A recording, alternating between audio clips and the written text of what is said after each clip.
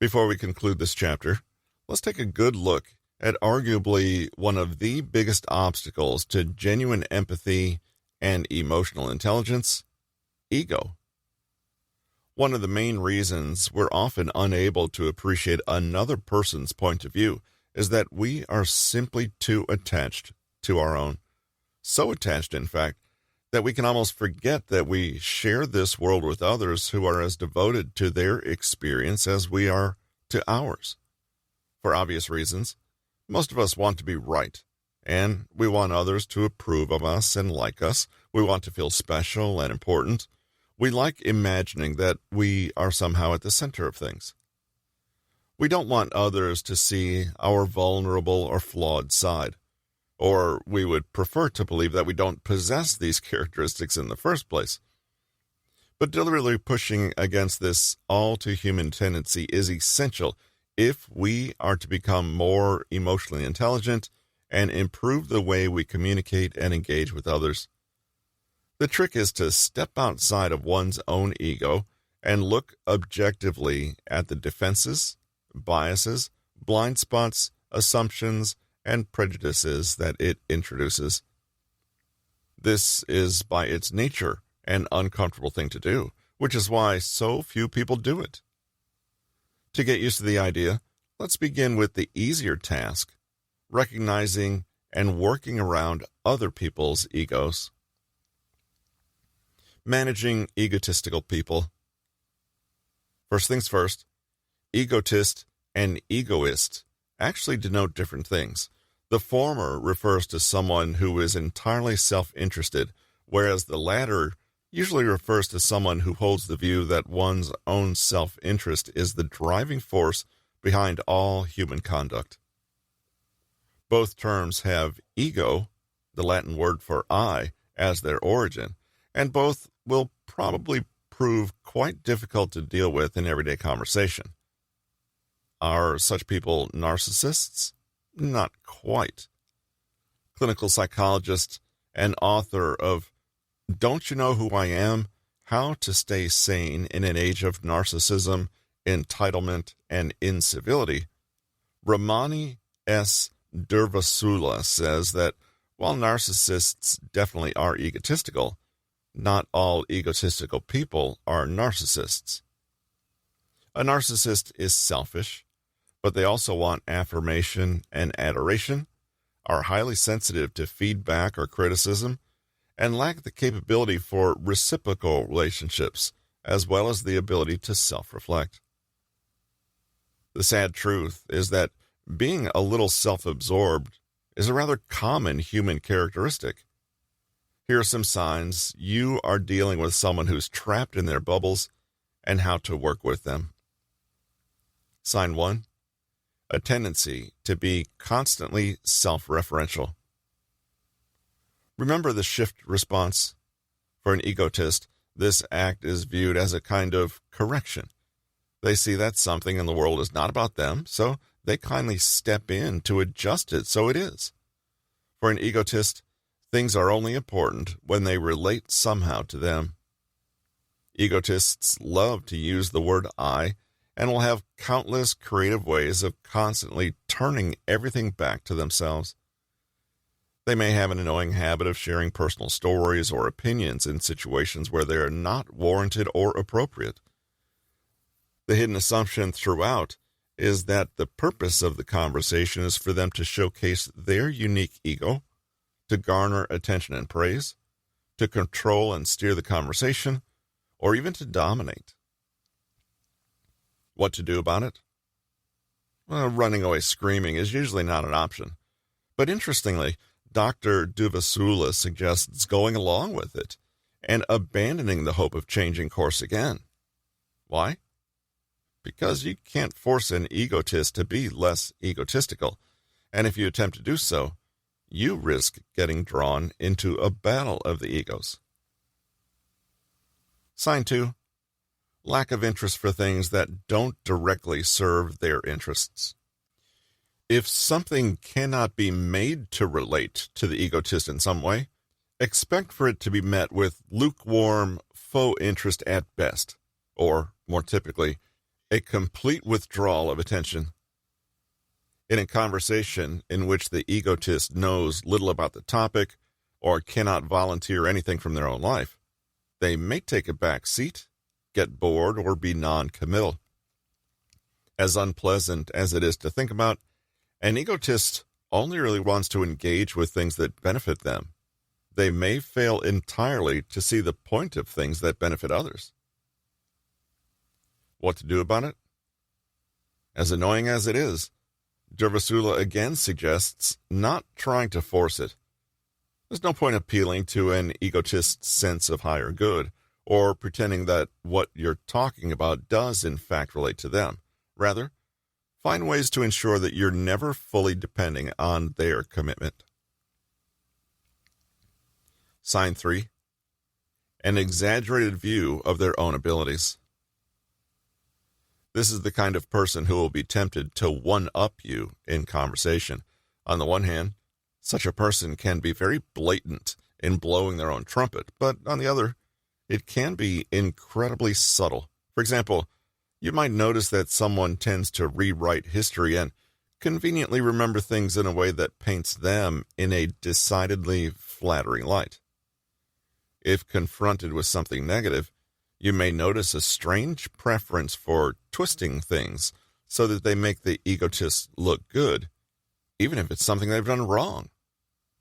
Be on the watch for covert one-upmanship, however. This may manifest as someone playing the martyr or doormat. Nobody is as humble as me. Or centering themselves by repeatedly bringing the focus to their victim status. What to do about it? An important thing not to do is get defensive. You cannot stop an egotist from viewing themselves in any distorted way they want to, but that doesn't mean you have to buy into it. Be crystal clear in your own mind what your recollection of events is, and don't be bullied out of it. Take everything else with a grain of salt. Sign 4. No personal accountability. While an egotist will be forever keen to bring the conversation around to themselves, there's one exception. When the conversation is about who is to blame. In that case, it's never their fault, and they will never take ownership of any actions that have had bad consequences. What to do about it? Reduce your expectations. Be careful not to expose yourself by depending or relying on an egotist, and don't take promises too seriously. As much as possible, put distance between yourself and an egotist's actions. Sign 5. Lack of empathy. It's not that egotists can't understand that other people are in pain. Rather, they may struggle to see why they specifically should care. This makes them pretty bad at offering support. Or it may mean that they use the opportunity to boost their own egos by taking on an esteemed advice-giving role or playing at being a rescuer.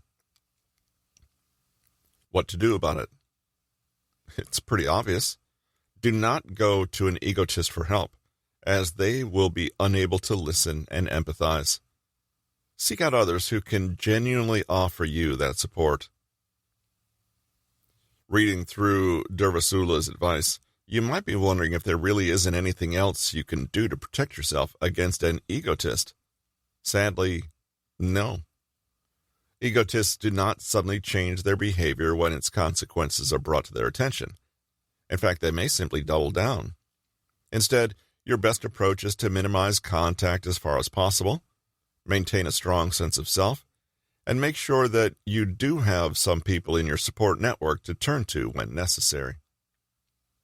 When dealing with other people's narcissism, set boundaries and calmly and neutrally enforce them. Don't get caught up in trying to make witty retorts or back them into a corner. This is just your own ego talking. Avoid them or change the topic. Keep your distance. Be pragmatic and shrewd, and whatever you do, Don't bother getting embroiled in complicated theories about why they are the way they are. It's none of your business. Remind yourself of your priorities, stick to the facts, and have the grace to be guided by your own values without needing other people to do the same. This attitude will help you bolster yourself against the feeling of inferiority that self-absorbed people can instill. However, now that we've seen what egotism looks like from this side, let's consider it from the other side. If you are the one displaying these behaviors, you actually give the other person very little option but to avoid you, minimize engagement, lower their expectations, and politely dodge you in the future. This tells us something important. If you are being a narcissist in conversations, people will seldom tell you. They'll simply disappear or pull back. All the more reason to be proactive and make sure that you're not making a habit of these bad behaviors. How not to be an egotist yourself. Tip 1. Don't think you're immune. One of the best things you can do to eradicate selfish and self-absorbed behavior in your life is to be honest about the potential for it to exist. If you think, nope, not me, then chances are you have a blind spot. We all have the capacity to be a little narcissistic. Tip 2. Don't get trapped in a bubble. These days, it's easier than ever to curate your own reality bubble where you only ever interact with material that you agree with and people who are exactly like you. This in itself is a form of narcissism. We forget that other worldviews, other people, and other interests exist. And what's more, we get out of practice with learning to engage with this difference when we encounter it. Have you ever heard the idea that you are an average of the 5 people you spend the most time with? Well, if you have very few people in your world, or the people you do have are all the same, then what invariably happens is you create a void, and self-absorption can start to fill that void and make you a limited, one-dimensional person. This is why it's important to expose yourself to different people, ideas, perspectives, etc.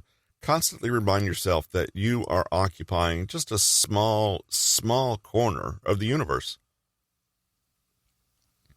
Tip 3. Work on your own self-esteem. It may seem counterintuitive, but the calmer and more secure you are in your own value as a human being, the less you will feel like you have to prove, and the more you can relax and let others shine. Often, conversational narcissism stems from a kind of anxiety that we're not good enough, not seen or heard, not valued. Our dominating the dialogue comes from a sense that we need to fight for attention, to prove ourselves worthier than others, or to constantly convince others to like us. However, if you can just relax in yourself, you'll find that you are less inclined to always try so hard, and will start to notice interesting things in the conversation other than yourself. A bonus? You may actually come across as more likable, more poised and self-possessed, even a little mysterious if you're not seeing conversations as a competition or battleground. Tip 4. Focus on airtime, not content. Who's speaking the most? Sometimes we can mistakenly think that we are being humble, accommodating, and empathetic because we're talking about someone else, giving advice, or saying objectively true or helpful things. But as a conversation unfolds, try to forget the content of what each person is saying and just look at how much time each speaker is taking for themselves. For example, if you're spending 10 minutes talking at length about how amazing someone else is, you're still talking. It's still about you. Pay attention and instead make sure that every person present is contributing equally. Tip 5. Pay attention to the word I. Have you ever noticed how ready people are to share their opinion, even on things that only a second ago they weren't even aware existed? Conversational narcissism is about constantly making yourself the reference point against which everything is measured. So, someone mentions a current event and they say, well, I think it's a small habit, but done often enough, it gives the impression of a person who cannot process the world except through their own narrow filter of interpretation. It can stunt communication and, frankly, become boring. Or worse, invite petty arguments when someone feels equally inclined to tell you what they think in comparison. Try to notice how often you're saying things like, I feel and I think in a conversation. Can you focus instead on the topic itself, an objective external event, or what others are saying? Can you ask a question rather than make a statement? Of course, it's impossible to avoid stating your opinion eventually, but try to avoid responding to every conversational prompt as an invitation to say whether you agree or not, or state how the topic relates to you specifically. One thing to avoid? Starting sentences with, for example, as a father myself, I think. If you can suspend your ego, genuinely listen, and become curious about something, anything outside of your own limited perception, you will avoid becoming a conversational narcissist. This has been The Power of EQ, Social Intelligence, Reading People, and How to Navigate Any Situation. Written by Patrick King, narrated by Russell Newton. Copyright 2023 by Patrick King. Production copyright by Patrick King.